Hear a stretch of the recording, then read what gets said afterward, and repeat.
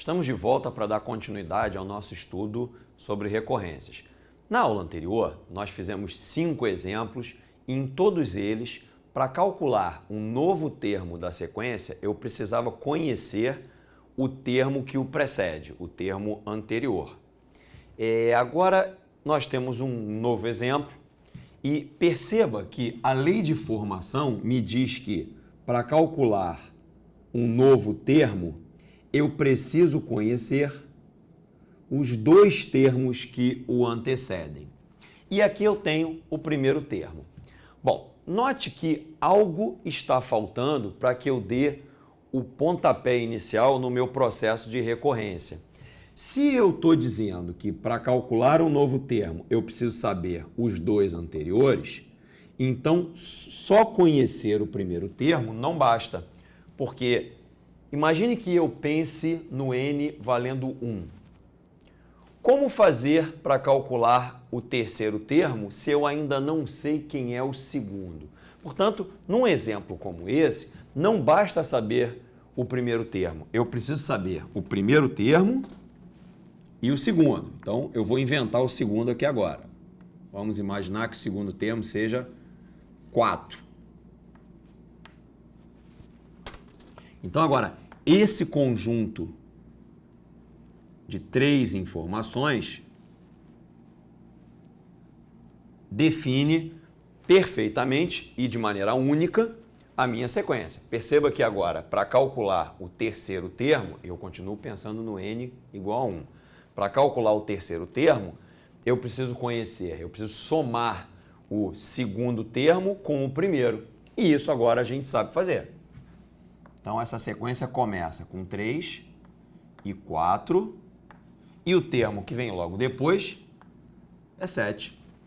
E se eu quiser saber o quarto termo, o que a lei de formação me diz é que, para saber o quarto termo, eu preciso somar o terceiro termo com o segundo, que são, respectivamente, 7 e 4. 7 mais 4, 11. E para saber o próximo termo, basta que eu some 11 com 7. Isso vai dar 18 e assim por diante.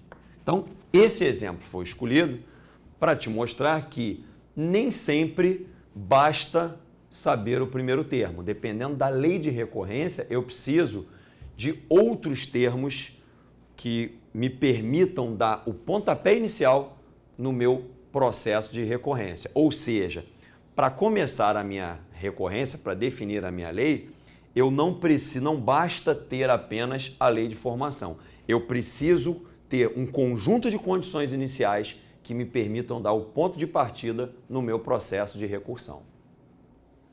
Para o segundo exemplo dessa aula, eu resolvi utilizar a mesma lei de formação. Apenas troquei os 2 termos iniciais, que são aquelas informações que vão me permitir dar o pontapé no meu processo de recursão.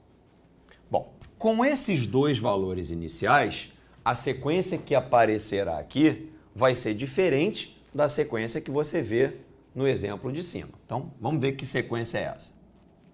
O primeiro termo vale 1, o segundo termo também vale 1, e isso está dito aqui. Para calcular o terceiro termo, eu tenho que somar os 2 anteriores.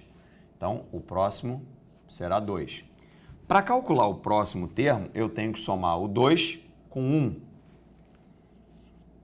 E aí eu tenho 3. Para calcular o quinto termo, eu tenho que somar o quarto termo com o terceiro termo. 3 mais 2, 5. E o seguinte vai ser 8, depois 13, depois 21 e assim por diante. Eu escolhi esse exemplo agora porque essa é uma sequência muito famosa. Essa é a sequência de Fibonacci.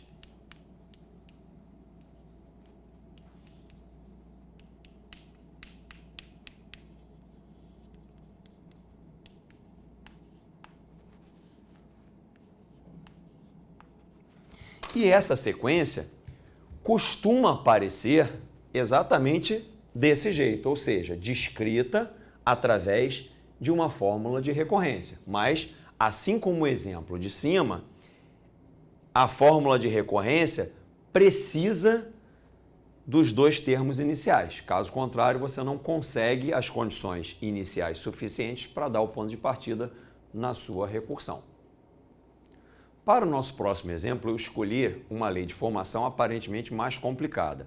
Vamos entender o que essa lei diz para a gente. O que está dito aqui é que para calcular o novo termo da sequência, o próximo termo da sequência, eu preciso fazer a média aritmética dos termos que eu já tenho. Nota ainda que aparece uma novidade aqui, ó. Há uma condição para o uso dessa lei de formação. Eu só posso usar essa lei de formação para n igual a 2 ou acima de 2. Essa condição está colocada aí para evitar o seguinte problema. Perceba que foi definido o primeiro termo da sequência sendo 3 e o segundo sendo 7. Entretanto, se essa condição não estivesse aqui, eu poderia pensar da seguinte forma. Vamos pensar em n valendo 1, o que está proibido. Se o n for igual a 1, para calcular o segundo termo, eu teria que simplesmente dividir o primeiro termo por 1. E isso daria o próprio primeiro termo, o que faria com que o T2 fosse igual a 3. E isso viola a minha definição. Não é essa a sequência que eu estou querendo construir. Por isso, porque o T1 e o T2 já estão dados, por isso aparece essa condição aqui vinculada ao uso da lei de formação, da fórmula de recorrência. Eu poderia ter colocado essa mesma observação lá na sequência, no exemplo anterior, que foi o da sequência de Fibonacci, mas não era necessário, né? Mas poderia ter colocado. No caso lá, apareceria para n maior ou igual a 1. Bom, a nossa sequência tem o primeiro termo valendo 3, o segundo termo valendo 7. E a partir de agora, eu vou pensar em n igual a 2. Ou seja, eu estou pronto para calcular o terceiro termo. E como é que se faz isso? Pela lei de formação. Vamos fazer a média aritmética dos dois termos que eu já possuo. Ou seja, 7 mais 3, 10, dividido por 2, 5. Se eu agora pensar em n igual a 3, eu estou pronto para calcular o quarto termo. E como é que eu faço isso? Eu pego os termos anteriores, T1, T2 e T3, e divido por 3. Ou seja, eu faço a média aritmética deles. Vamos fazer isso. Somando tudo aqui, eu tenho 15. Dividido por 3, 5. Bom, para achar o próximo termo, o que eu tenho que fazer é a média aritmética desses 4 termos. Então, eu vou somar e dividir por 4. Eu tenho aqui 10, 15, 20, dividido por 4, isso dá 5.